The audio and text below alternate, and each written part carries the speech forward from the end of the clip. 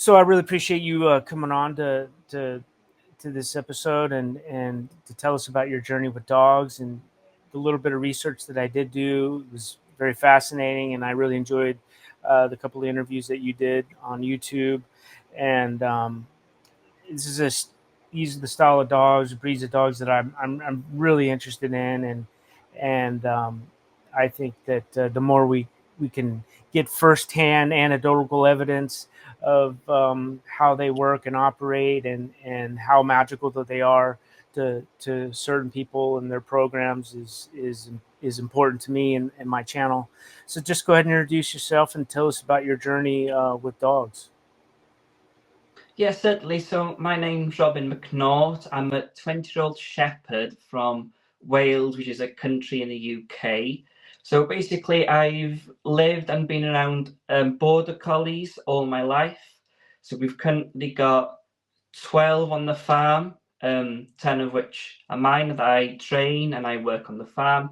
Yeah, so basically, I've grown up around sheepdogs. So here in Wales, what we've got a lot of rolling hills and lots of grassland. So, of course, sheep everywhere. We're famous for our sheep, but maybe people don't realize you've got so many sheep, you need quite a few good dogs. So ever since I was 5 years old, I've got a picture of me training my first sheepdog. So what I do is I will take a puppy born on the farm, either have her own litters, or you can also buy a puppy as young as 8 weeks old. And what I do is I take it to sheep and then train it for the farm. So then it could either then after it was trained, could work on the farm for all its life, or there's also a competition for sheepdogs. It's called Sheepdog Trials. I know it's certainly something that goes on in America and all across the world. I'm not sure how actually well known the competition is. So what that is as well. So I compete in that. So as well as work on the farm, I compete in sheepdog trials. The first ever one was actually held in the field just outside my window. I can see that there's a plaque that states where it was. So the first sheepdog trial was held here in Wales. So basically, it's a competition that you have to drag your sheep through certain gates under a specific amount of time, and then you get points for how tidy and how quickly you get them through gates. So that's another use for my dog. So yeah, basically, I take border collies, I train them from pups to either work on a farm or work in sheepdog trials. I also do demonstrations, so I've got some runner ducks as well. So I go around some shows working them. So yeah, basically everything you can imagine a sheepdog could do, I try and do it with them. That's interesting. And how many generations did you say that you're into this? So I'm now the fourth generation of my family to run sheepdogs on this farm. So that's me, my mum, my granddad, and my great granddad were all shepherds. So I'm the first generation of my family so to live here in sheepdogs as well. I think I'm probably fifth or sixth down the line because my family moved here when my great granddad moved here. So fourth generation. So it's in me. I've got two sisters as well who've all represented Wales as well in sheepdog trialing. So yeah, it's definitely in us. And I suppose when you're born and when you're because when I when I was a kid, because we live on a farm, there was no going to play with other kids, going to play football and anything. What I had was I had about 10 dogs to play with, play ball with, play fetch with. I suppose when you grow up in that sort of environment and you see sort of the beauty of dogs and how intelligent they are and how they're basically a massive part of your family, yeah, I'm not surprised with that sort of upbringing that so many of us have chosen to live this lifestyle. And yet it's something I'm quite lucky to be able to do because it's not something you can get into easily. Obviously, you need facilities to keep the dogs. You need to have land and sheep. So, yeah, I'm quite fortunate that I've been able to have this opportunity. Side note: where did your great grandfather come from? So they moved. So my great grandfather moved from the Wirral, which is near Liverpool. But his dad before him came down from Scotland, so that's where the McNaught name came from.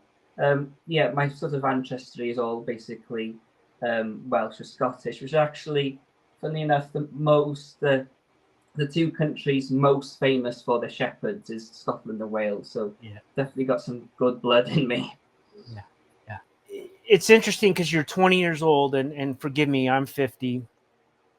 And I remember when I was 20 years old and what a dummy I was, and how I really didn't have a focus and an interest.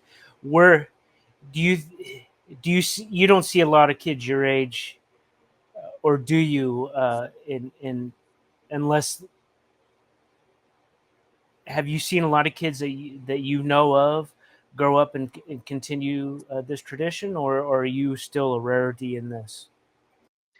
Well, yeah, because it's sort of a big issue in the sheepdogging world that youngsters aren't getting into it, especially sort of the sports side of the competition side.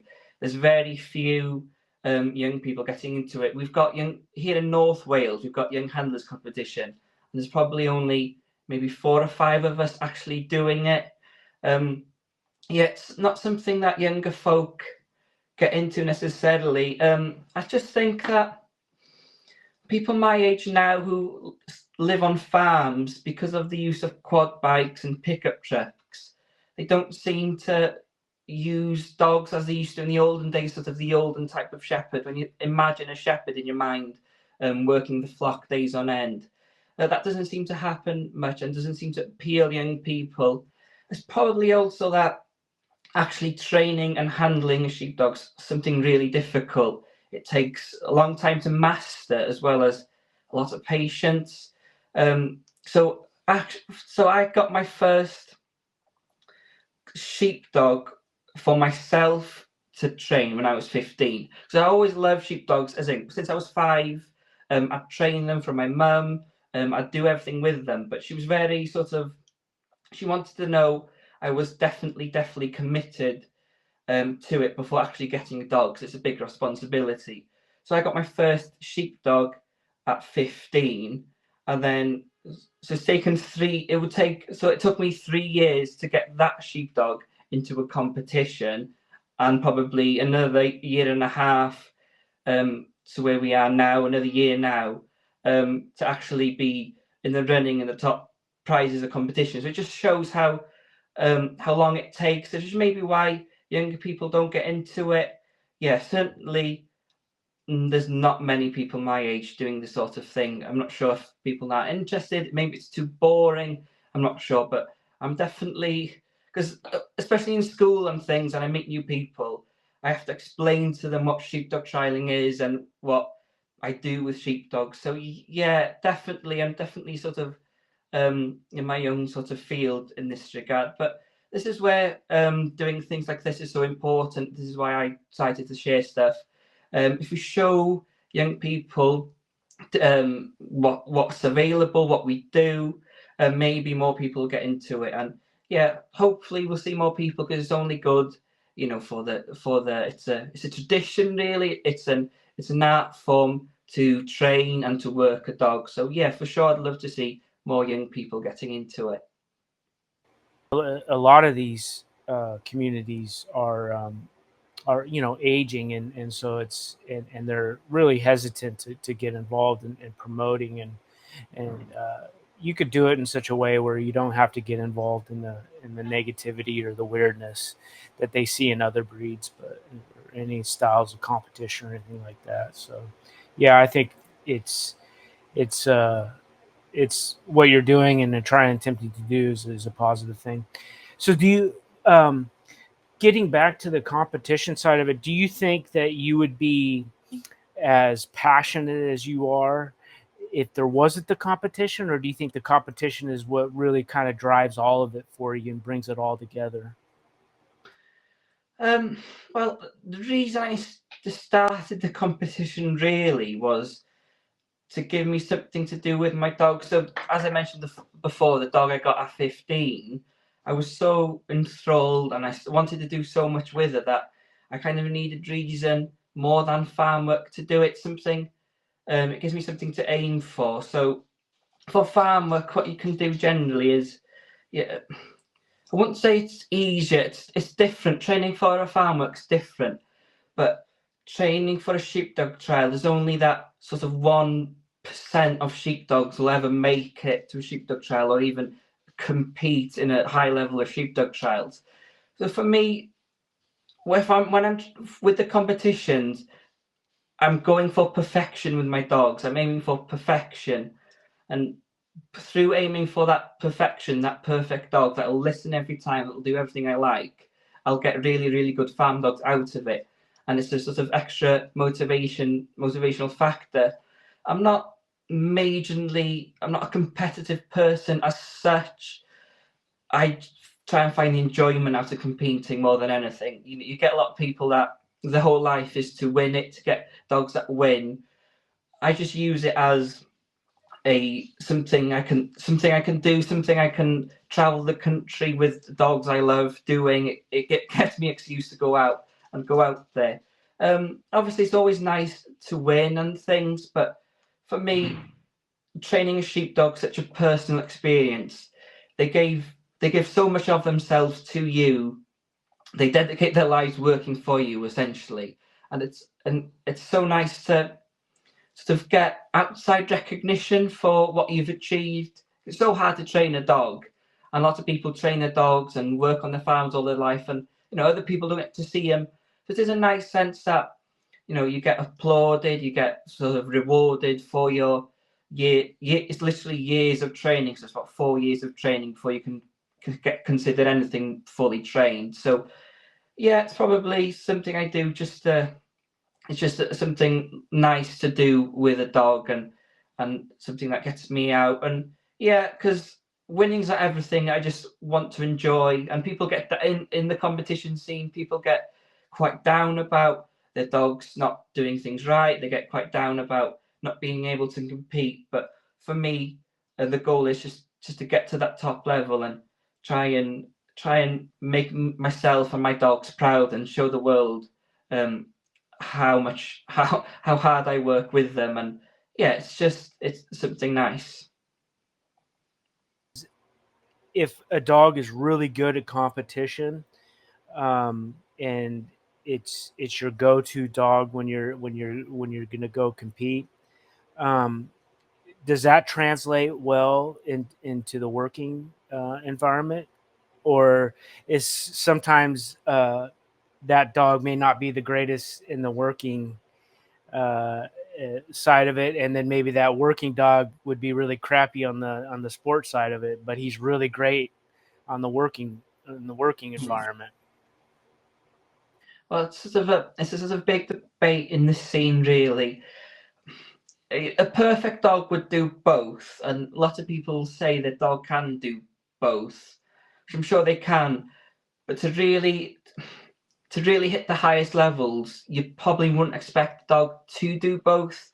It asks different things of the dog. So trials, you've got you're basically getting sheep through narrow gates in the middle of sort of acres of fields. So it's a really more technical sort of work.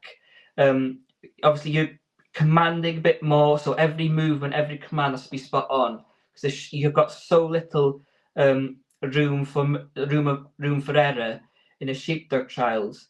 But then, if you compared that to a working dog on a farm, say, your dog would expect it to cover a greater distance, work with a bigger number of more sheep in a flock, so a bigger number. You'd also, on a farm dog, you'd probably emphasize more of its own decision makings. So this is where the sort of trickery of training sheepdog is. You basically teach them to make their own decisions. So working on a farm, you obviously, if you've got acres and acres or hundreds of miles of land, you're obviously not going to see you're not going to see where your dog is all the time. So your dog will have to make its own decisions. If you've got different challenges, whilst a trial is more, it's more, I like to say, it's like it's trying to use your dog with a PlayStation controller, but instead of a controller, it's a whistle and a mouth. So that's what, the key is there to make sure your dog listens to every movement, that every movement's correct. whilst on a farm, you'd want them to cover more area. You want them to be able to make their own decisions, be a bit more hands-on, a bit more rough and ready, deal with different kind of sheep. Because in trials, they give you sort of nicer sheep, or the idea is the sheep are a bit easier for a fairer level competition. But obviously, out on a farm, the sheep are what they are. They might be wild, they might be in the mountain for months. So it's definitely different skills. I guess it's kind of like a car you'd race on a track versus a car you'd go off road. It's probably not quite that different, but certainly there's certainly different attributes that dogs would get. So what happens is, how I do it is, I sort of, when I'm training a dog, I'd aim for them to be able to do everything that is expected of them for a trial dog. So that means their movements are totally spot on, their commands are totally spot on, that they set up correctly, that they look smart.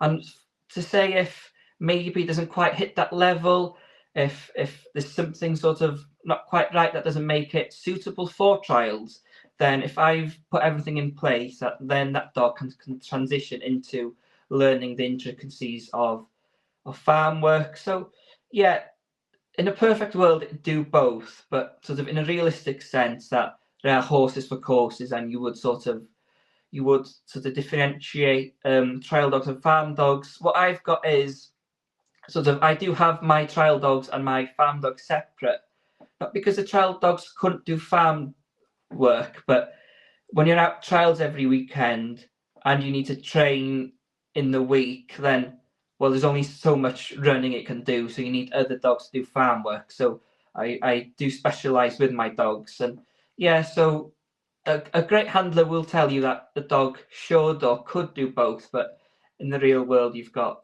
different attributes for different types of work. Now, when it comes to genetics and breeding, does that division also happen, or are you breeding and just selecting from each litter, or is it just completely separate as is? Well, breeding for sort of working dogs and like sheepdogs is quite hard, because what you're doing, you're breeding for their mental attributes. You're not, when you're picking a puppy, it doesn't really matter how they look, which is different to sort of most show breeds. Say you actually want what's in here, you want what's in the mind to be best. It's quite tricky to know with breeding. It's often the cases it's because of luck, sort of the instincts and the natural ability for a pup to have the same as its father or mother. It's quite hit and miss what you get. Obviously, if you've got a mother and father who are great at farm work, then the likelihood that the pups will be better at farm work, say, but it's obviously not guaranteed. So what you'd probably do is you try all your best that you can to pick a mother or a father to suit what you want. There's only so much you can do. You can look at how they work. You can look at their attributes, what they have. There are certainly attributes of sheepdog handling that's genetic. So we've what we call an outrun, which is the part where the dog leaves your feet and goes to the fence of the field and covers them right round to go around the sheep. We call that the outrun. So certainly that comes into genetics, how good they are, how wide they go from the sheep, how far away they naturally keep from the sheep is definitely something you look with when it comes to breeding. But it's so difficult, you never know what you're going to get. So what happens is you probably look at a pup. So the earliest you can sell a pup here in the UK is 8 weeks old, and around that age you're sort of expecting them to look at the sheep, to sort of have a feel for the sheep. But even then, it'll be a good 4 or 5 months until you really sort of have an idea of what the pup's like, what it'll be good at. And even then, it could be another couple of years of training where you know properly, yes, it's definitely a suitable farm dog, or it's definitely a suitable trial dog. So basically what people try and do is they try and get they roll the dice as much as they can. They buy and sell dogs to suit their needs. So if it comes to that year stage where they don't see what they like, they would then sell it and get another pup, try again. What I try and do is, so I know I said they've got 12 dogs at the moment, so that actually isn't loads to compare with other people who with trial dogs. What we do, we have a litter of pups every couple of years max, whenever. And what I do is I keep a couple, and with me they'll stay on for life is the goal. So I actually don't I don't actually go through that many dogs. I don't do the selling. If it's not quite right, I don't sell it to roll the dice again. I stick with what I've got, which brings the best out of me in a trainer. You often find that if it comes to 6 months old and a dog's too narrow on its sheep, too tight, so it's getting too close to the flock, at that point a trainer might cut its losses and get something new. I try and work with the hand I dealt, which I personally think makes me improves my training.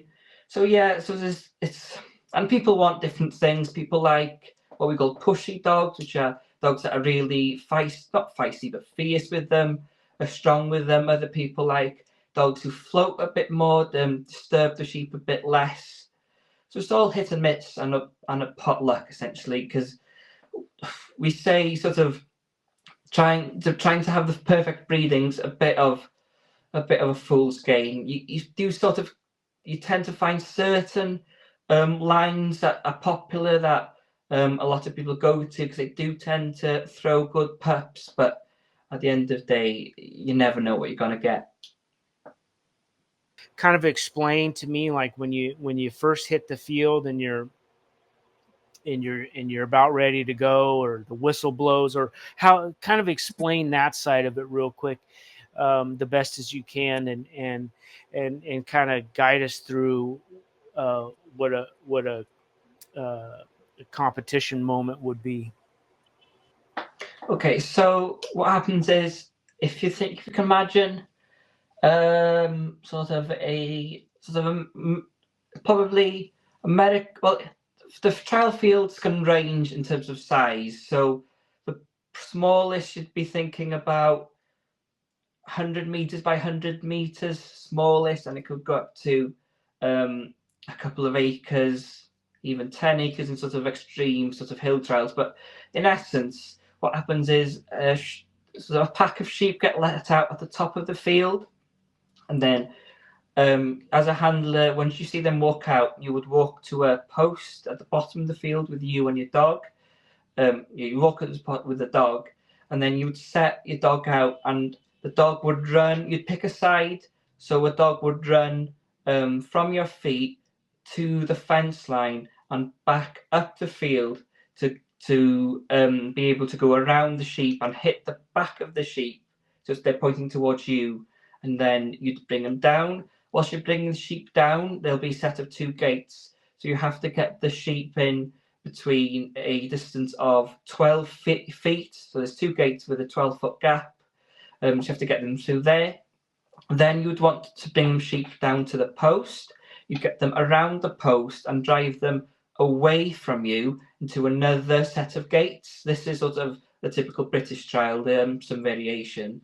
Once you hit that gate, sort of away from you to the left or to the right, sort of halfway up the field, once you hit that, you'd then bring them back across the field into another set of gates, the opposite side of the field. Then once you did that, you'd bring them back to your feet into a ring. So what we call shedding is the act of getting a number of sheep out. So say you've got 3 sheep in the pack, you'd shed 1 sheep out. So you'd position yourself and the dog to manipulate the sheep to go into a certain direction. So you find a gap in between the sheep, and then you bring the dog in between them to shed them, to separate. So you've got 1 and a 2, or you've got a 3 and a 2. So after you did that, you would then get them into a pen.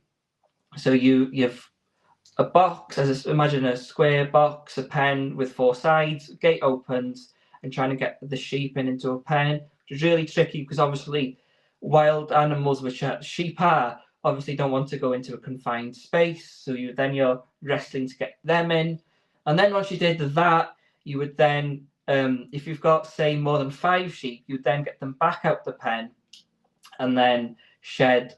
If you shed 2 and 3, you then get 1. So usually they've got sort of red collars, so you have to get specific sheep out, which is the trick. And you have to do all of that under time constraint. So it obviously depends on the size of the field. It could be sort of the biggest trials on a sort of a national level are 15 minutes, but sort of smaller trials you get 6 minutes.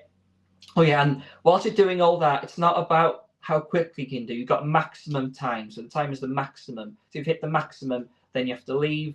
But whilst you're doing that, how you sort of win or how you get the best scores is a judge will score you on how tidy you've done it. So if you'd lose marks for not getting the sheep through the gates, you would lose marks if you've not kept them online. So obviously they have to go in a perfectly straight line, ideally, into those gates. As well, if you don't shed first time, you lose marks. If you don't pen, get them straight in, you lose marks. So yeah, you're trying to lose as least marks as possible whilst doing everything in a short amount of time. So that's where the real challenge is. What's the sort of maybe the shame a bit of sheepdog trialing? Because it's so hard and so technical, it does sort of exclude your average farmer who has sheepdogs for say, because it's such a specialized sport and because it's so difficult to actually do and so difficult to have a perfect dog to do all of that. It does sort of exclude your average farmer for competing. Well, certainly here in the UK, it does sort of exclude them a bit. So you get trial people are sort of specialist trial people who focus their entire lives on being able to do that course. And usually the course is basically the same all in the UK. I think in Australia they actually use their oval football pitches, and sort of in different countries they sort of alter the course to specific to what they do on a farm. So the idea is that the course represents what a farmer would look to do day to day. But obviously, it's getting so technical and so sort of difficult that it's kind of moved away from that. But that's the premise anyway. It was started to see who had the best dog, and it certainly does test that.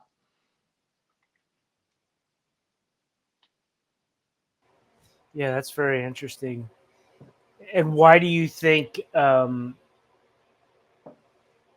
it excludes the farmers specifically? I can come up with some reasons in my own head, but to kind of explain why that might be the case, because I could definitely see some reasons why. So there's probably, as we sort of discussed in the other question about farm dogs and trial dogs, because it's just such a specialized sort of sport. There's obviously the time dedication to time to not only teach your dog how to compete, it's also teach yourself how to compete, because as a handler you're in control of everything. It excludes them because it's the trial dogs that sort of make the big money. So a sort of a decent trial dog these days will set you back £10,000. Sort of a good one will set you back £10,000. So if you've not got the time and you've not got the expertise to train them for trial specific, it'll cost you a hell lot of money to actually get one. Or to farm dog, you could sort of work with them more and be more adaptable. If you know, you can help your farm dog in a field because you're working together to do this, but in a trial, you're not allowed to leave your post. So everything your dog does in the field, it's totally on its own. You can only command. You can't walk over there to help, say. So, and so it's definitely a specialized sport. Sort of the skills of dogs, how difficult it is to get dogs for it. Also, the learning the skill to when to move your dog, how to read the sheep. You want to understand what the sheep do. So yeah, it's your day-to-day farm dog wouldn't be able to go on a trials field and work only because Other farm dogs, if they never leave home, they get used to the field, but the element of trials, they have to go somewhere they've never been to before, and a field they've never seen before, and sort of know where the boundary line is and follow them. They also have to control the sheep, so they've different sheep every day. They could be wild, they could be tame. You need the dog to do everything. So it's so complicated and it's so multifaceted, and it's so hard to get a dog and a handler who's totally dedicated to it, that it's basically a full-time job if you want to compete at the highest level. So it's not exactly like it's a hard one to think about other areas in life, how it competes. Maybe like everyday drivers couldn't do Formula One. You've got to learn that specific thing, and you've got to have the specialized equipment, or in this case, the dogs, to do it. So I just think that it's a time thing, it's a skills thing, it's a dedication thing. You're traveling everywhere. So yeah, so the main exclusion is the difficulty of having a dog that can actually compete and is able to compete in trials. So, how do you think you growing up on an active farm and being involved in a working farm, how has that helped you in this pursuit, training, handling, and just the overall kind of the thinking game of this, and developing a dog, and then also being able to select the right dog. Well, what I go back to is, so I've always been around dogs. I was sort of, when I was born, I was around dogs. So I've kind of known dogs as people before dogs, if that makes sense. Before I could knew about training, I was playing with them, and they were characters in my head, and they had names, and they were friends. They were my friends. So what I think is that experience of seeing the dogs as family first has really changed my opinion about training and handling.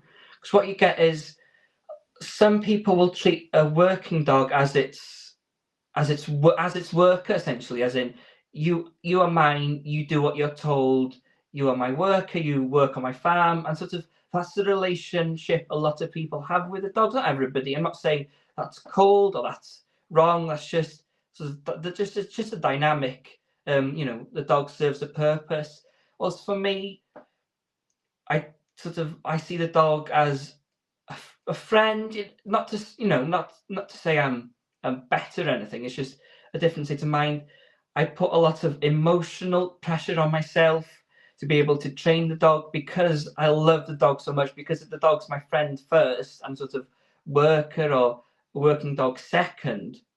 Sort of, I pour my heart and soul into that dog, because also that it's my dog, my responsibility. I want the best for the dog. That's the only thing I want. I'm not interested in personal gain, or necessarily interested in working effectively.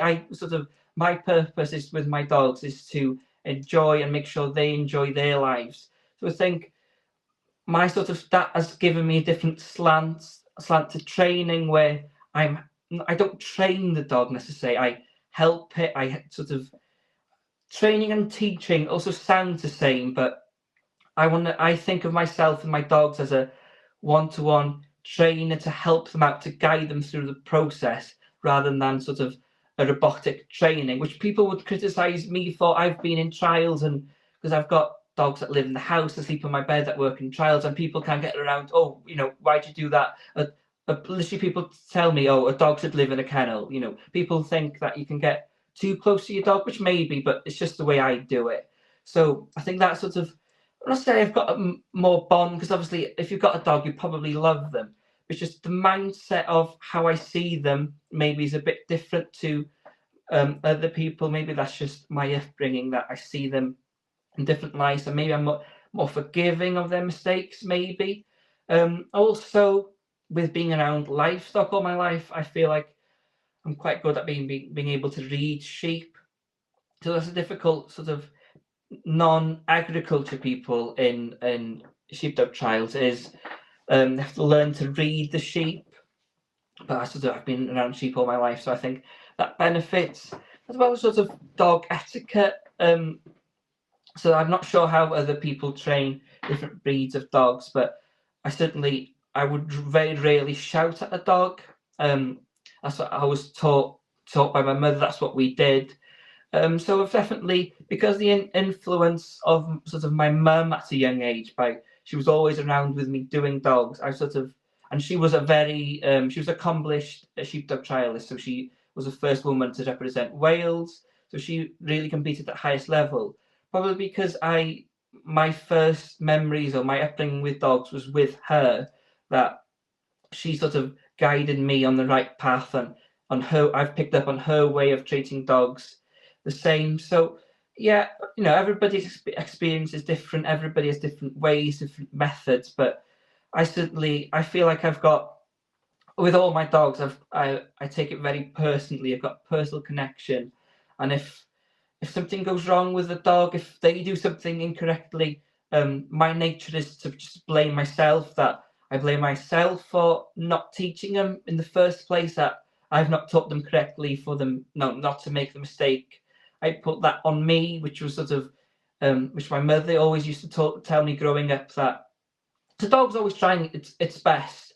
Because people shout at the dogs, people sort of in any sort of a dog case. Now, if dog does something wrong, people shout at it, tell them off.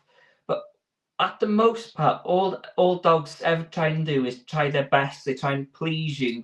They might not always understand what pleasing you means, or maybe they don't understand that certain things are wrong. But sort of, especially sort of not well-mannered dogs, but in most cases, a dog is just there to please you and try their best. So that was something installed in me at a young age, that they're trying their best. They're trying to help you. They're trying to understand what you're telling them.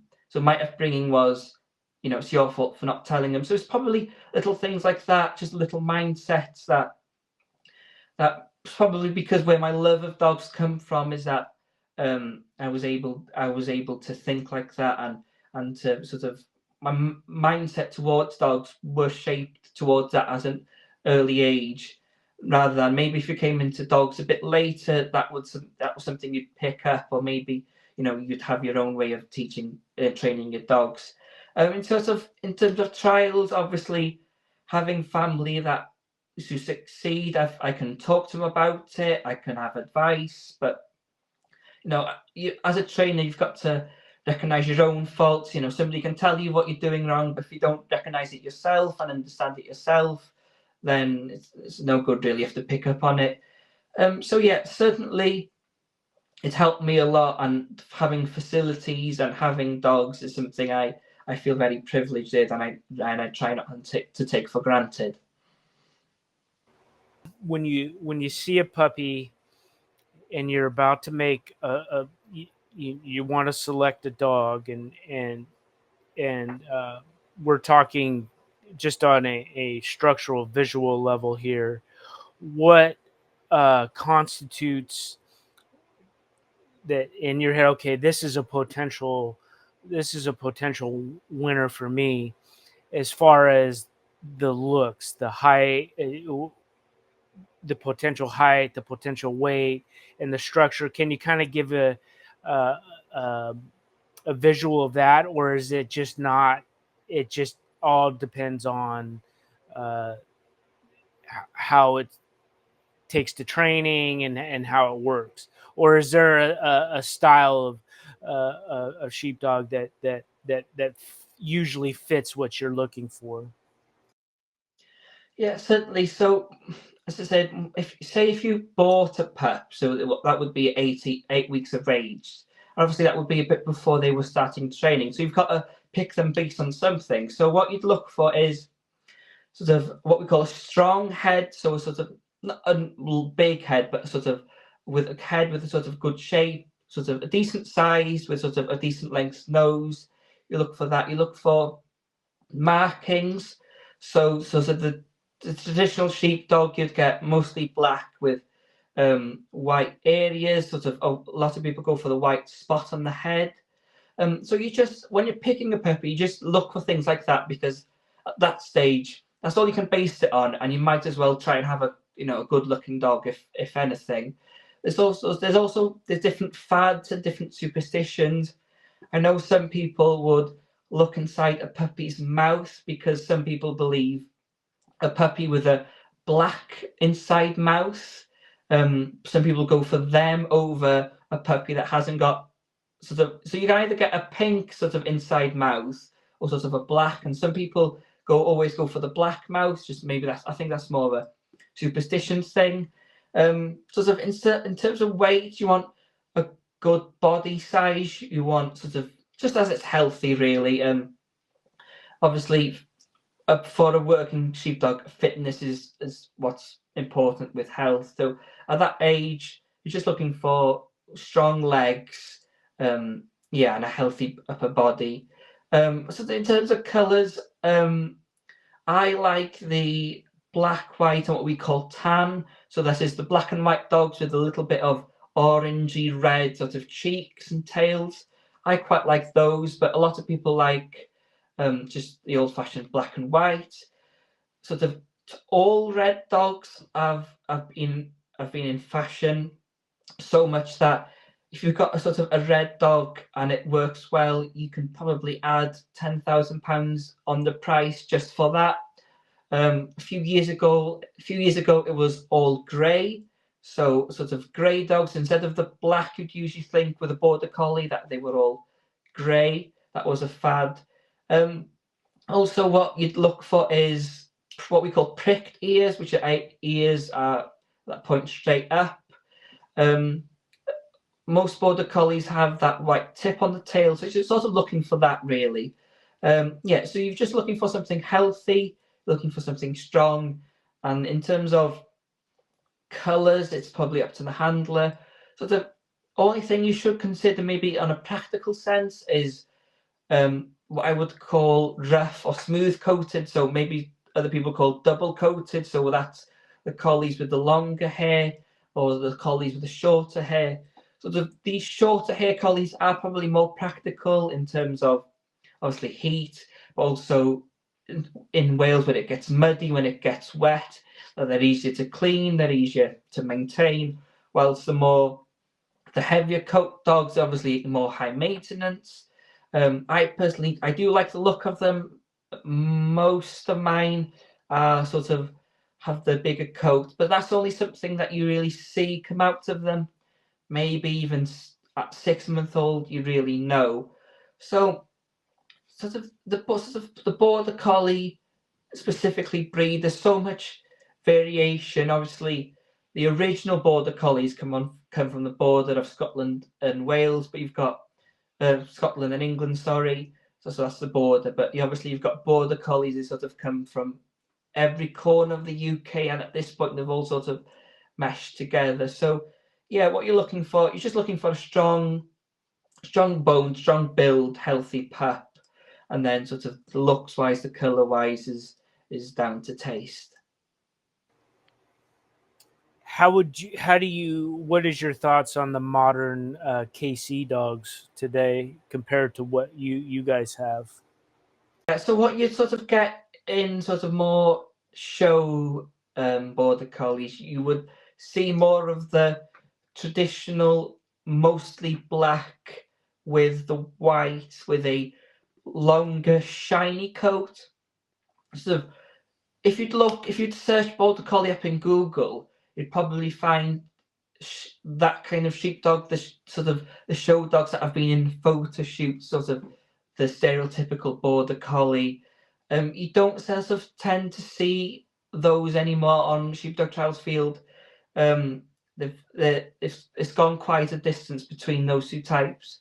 They're obviously they're a look that I admire, that I'd want, but obviously people have chosen sort of selected breeding more of the practical side of breeds. So the working sheepdogs are choose for the more intelligent breeds. It's more what's in the mind rather than the actual show ones. But yeah, I do really like the the idea of the show dogs, the long flowing, the shiny black coat, and the smart head with the white strips. So got the white strip on top of the head. Yeah, you can see a lot of that in the working dogs, but sort of the stereotypical border collie that you might see in films as well. You don't really see that at all in sort of trials or in a working sense. What is your thoughts like you see in Australia and maybe other parts of the world that use dogs that they create themselves by using border collie and whatever genetics that they're available to? What's your thoughts on that? Well, I think it's great. What I would say is the border collie breed. There's a reason why that breed's popular across the world, not only here in the UK, but that breeds because of travels across the world. And I do think when you move from it genetically, you are losing what does make the collie so great. But as an example, for the Australian collies, obviously you adapt the breeding for what they want, and I think it's so cool to see the difference. So obviously, in somewhere like Australia, you've got to think about the heat. You've also got to think about the difference in livestock. So they tend to have a bit bigger, a bit slower sheep to handle. I did an interview with an Australian Shepherd, and I looked into his dogs, and I found that his collies were, you'd call them weaker. Not to say that not it doesn't, that's not necessarily a bad thing. They're less sort of pushy on the sheep, they're less in the sheep's faces. They turn their head away a bit more, sort of, they're a bit more gentle with them because of they've obviously bred them that way for their specific kind of livestock. So I do think it's really cool to see them evolve. So yes, an evolution in a way, it's a genetic modifying of them. I do think it's really cool to see the collies spread across the world and to see their impact, them have an impact on so many different cultures and so many different types of stock and sort of terrain as well. You've got to think about the terrain, different types of terrain. I think it's a testament to the border collie. I think it's a testament to its character, to its nature. Not only to have one-off brilliant dogs, but to have thousands of dogs come from that breeding to be able to work and adapt to farms all across the world. I think it's a testament to it. And yeah, it's sort of with sort of genetic breeding and sort of selective breeding, you do see cases of, in terms of, I'm speaking in terms of what humanity does to dogs, that you do see that we've bred breeds with not necessarily sheepdogs, but breeds in general now with sort of, I'm thinking about certain types of bulldogs. I've seen that they get sort of breathing difficulties because of the nose, things like that. There are there are questionable things that humans have bred dogs for specific traits and characteristics.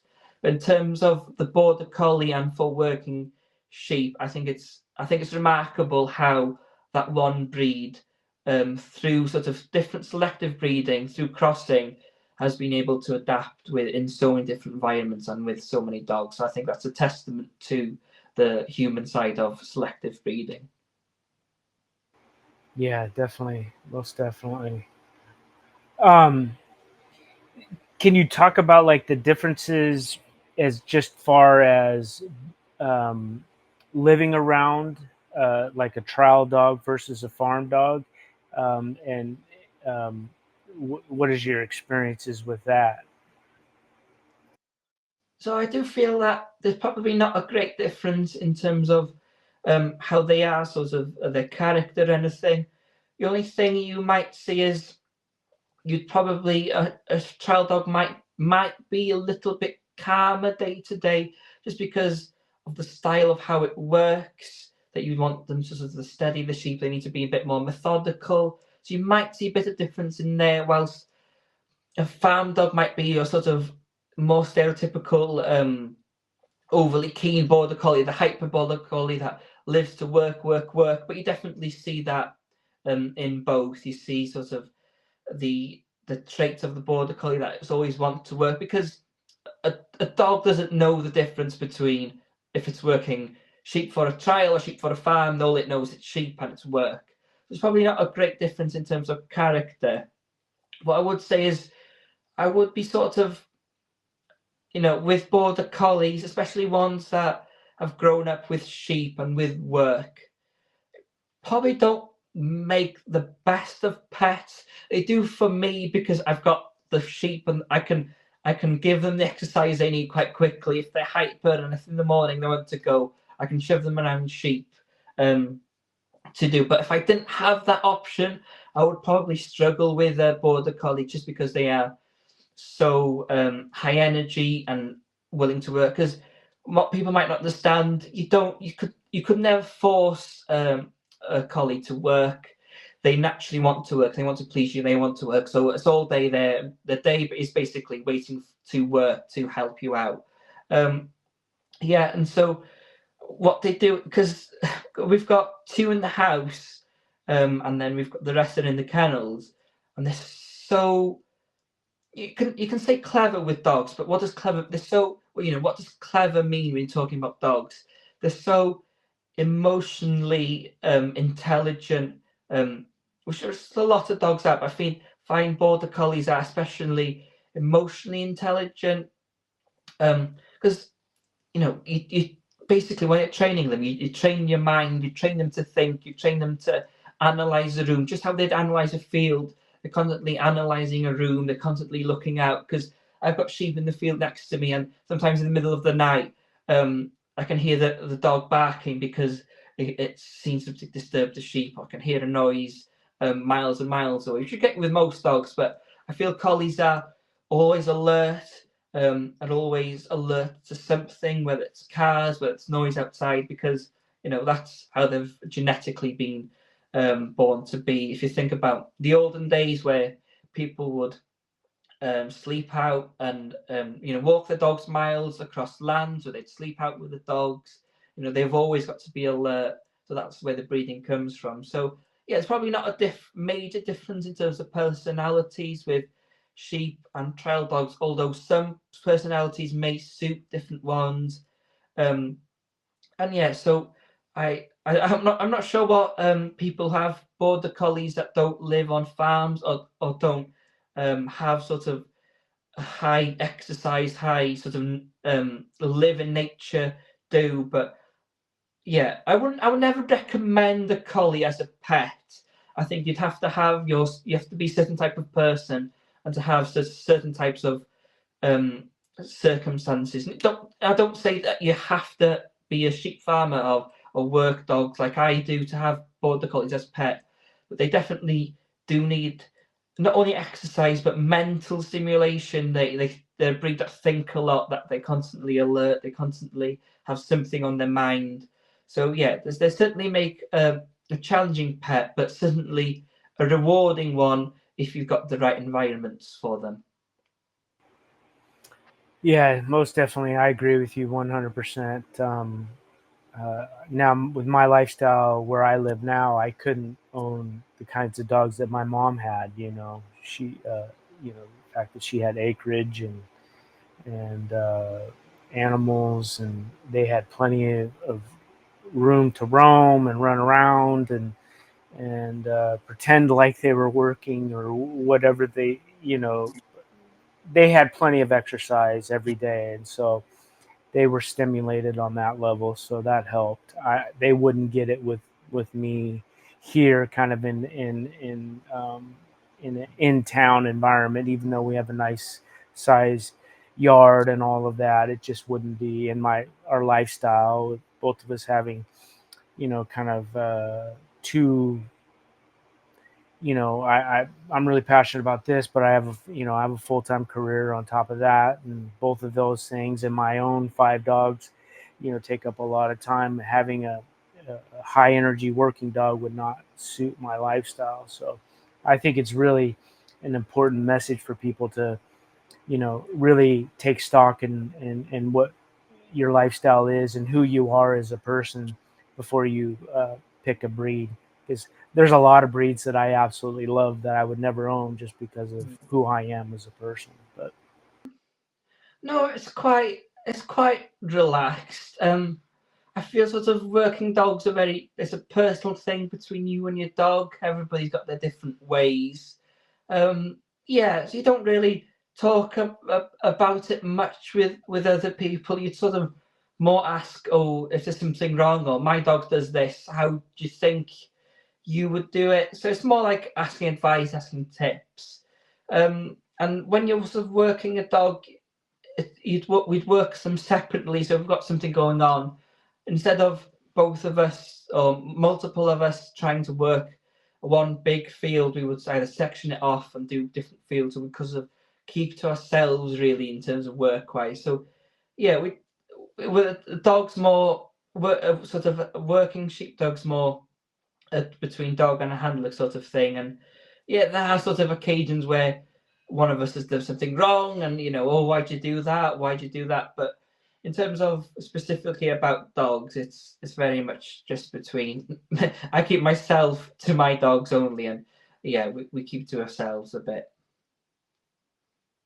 is your mom still around? Yeah, so she's a school teacher, so she gave up really working dogs. So she got 3 kids. I've got 2 sisters, so we were born.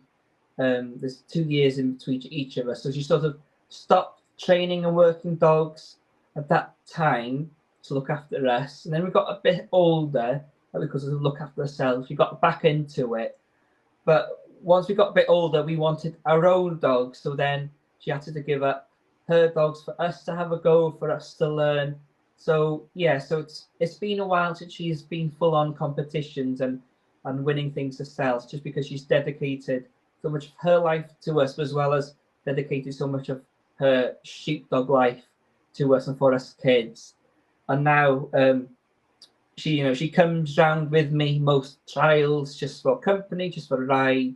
So yeah, so I'm really lucky to have her with me, and I can ask her anything in terms of guidance, because in terms of when you're stuck in a rut, the problem with sheepdogs, there are books available that you could read, but those are only specific sort of a piece of advice. You can't always get what you want specifically.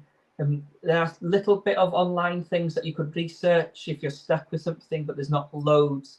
To have basically a one-on-one conversation with an expert sheepdog handler is definitely something I benefit from. Yeah, for sure. So, have you had much conversation with folks from the United States at all about their border collies and sheepdog trials and all that? Yeah, a little bit. I know it's quite what a lot of American people do is buy dogs from this country and then to fly them out to America because it's cheaper than buying sheepdogs in America. So I think the prices of dogs are quite a bit higher over where you are, and also when you've got record-setting sheepdog prices in this country, it's often from American buyers. I think people with large ranches buy lots of dogs. So I do sort of take an interest in what's going over there. Um, I love I love it as a sort of country. I love the landscapes. I think sort of large open fields is excellent. I love watching dogs work the fields. I love watching people work sheepdogs on horseback. That's a real love of mine, and it's definitely something on my bucket list is to come over, either with my dogs or to do something with dogs to America, just because I love that sort of lifestyle. I love what people are doing over there, and it's so different to sort of in the UK where everything's a bit smaller, or feels a bit smaller. Obviously, the travel's smaller. I think sort of the prizes for competitions in America is quite a bit bigger than here, and you tend to see a lot of small trials in this country. And sort of America, they're more bigger events, bigger trials, which I admire. I'd definitely love to come over one day and experience it myself. Now, on the breeding side of that, how have you developed some of your knowledge? Have you bred a litter yourself, or do you rely on on help still, or and do you plan on taking on that responsibility as well? Yeah, so I've had, since having my first dog at 15 for myself, I've had one litter from her. So that was 2 years ago now. So I've kept four. I was quite optimistic. I kept four, which I wouldn't recommend. That's quite a lot of work, but I was young and I thought I could do it. But I ended up, it was the spring before the summer that I went off to university. So it's the school that you'd go to after 18. So instead, I wanted to move away for university, but I ended up having to stay at home and commute because I kept four pups to look after. So at this age now, they'll be going into nursery trials, which are trials for younger dogs. So currently, I'm basically full time trying to train them, and it's a lot of work. But I with breeding, I only breed for what I need. So I would never have a litter for the sake of it. A lot of people do it because it's a good source of money, but obviously there's always risks involved. But I'd never sort of have a litter that I don't need. So it might be a year or two before I have another one where I've got more room available. It's so important to see young people carrying on such an important tradition in a lot of ways, and good on you. Thank you very much. Thanks for having me on. Really appreciate it. Thank you. Talk to you Thank soon. you. Bye See you bye. soon.